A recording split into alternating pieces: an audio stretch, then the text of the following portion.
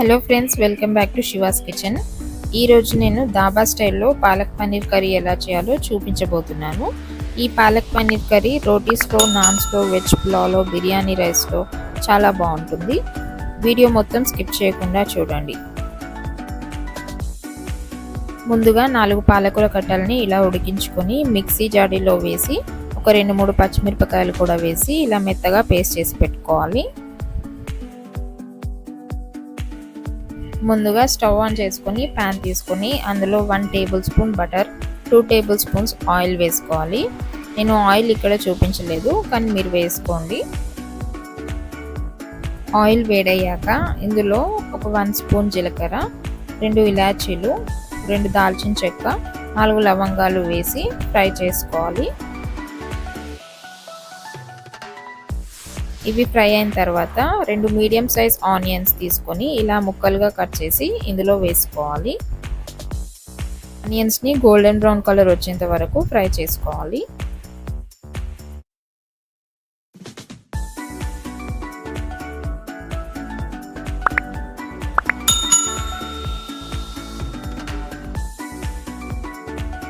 Onions ఇలా fry అయిన తర్వాత మనం పేస్ట్ చేసి పెట్టుకున్న పాలకూర పేస్ట్ని ఇందులో వేసుకొని ఒకసారి కలుపుకోవాలి.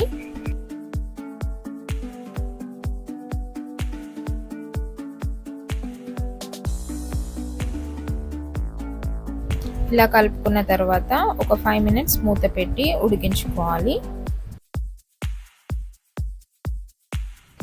5 మినిట్స్ తర్వాత మూత తీసి ఒకసారి కలుపుకోవాలి.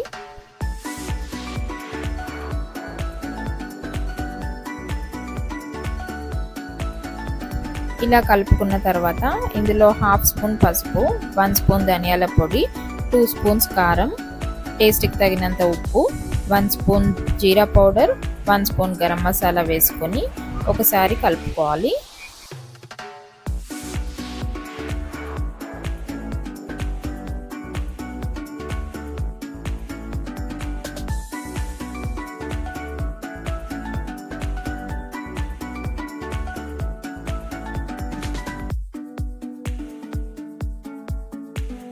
ఇలా బాగా కలుపుకున్న తర్వాత ఒక 5 మినిట్స్ స్టవ్ని లో ఫ్లేమ్లో పెట్టుకొని ఆయిల్ పైకి తేలేంత వరకు మూత పెట్టి ఉడికించుకోవాలి. 5 మినిట్స్ తర్వాత మూత తీసి ఒకసారి చూసుకుందాము. ఆయిల్ మొత్తం ఇలా పైకి తేలాలండి. ఇలా పైకి తేలిన తర్వాత మనం కట్ చేసి పెట్టుకున్న పనీర్ క్యూబ్ వేసుకొని ఒక 2 గ్లాస్ వాటర్ పోసుకొని ఒకసారి కలుపుకొని మూత పెట్టి ఒక 5 మినిట్స్ ఉడికించుకోవాలి.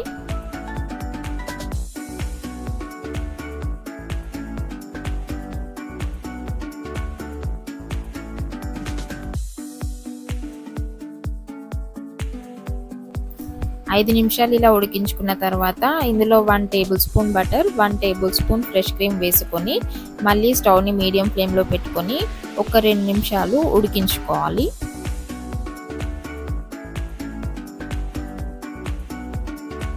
ఇలా ఉడుకుతున్నప్పుడు ఇందులో 1 స్పూన్ కసూరి మేతి కూడా వేసుకోవాలి. కసూరి మేతి వేయడం వల్ల ఫ్లేవర్ చాలా బాగుంటుంది, చాలా టేస్టీగా ఉంటుంది.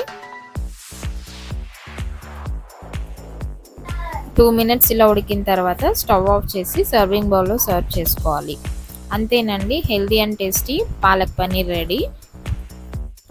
ఈ రెసిపీ కనుక మీకు నచ్చినట్లయితే లైక్ చేయండి, షేర్ చేయండి, కామెంట్ చేయండి. మరిన్ని ఇంట్రెస్టింగ్ రెసిపీస్ కోసం సబ్స్క్రైబ్ చేసుకోవడం మర్చిపోకండి.